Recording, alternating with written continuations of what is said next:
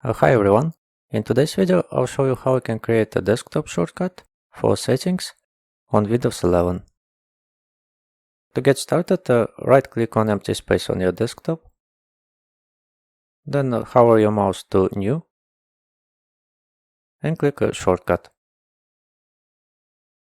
Then type ms minus settings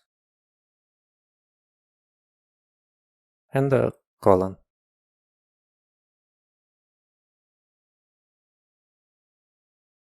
Then click Next. Then name your shortcut.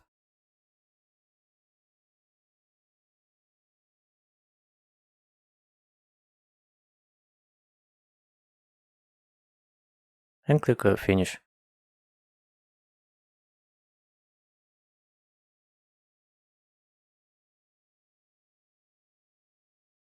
That's how you can create a desktop shortcut for settings on Windows 11. Thank you for watching.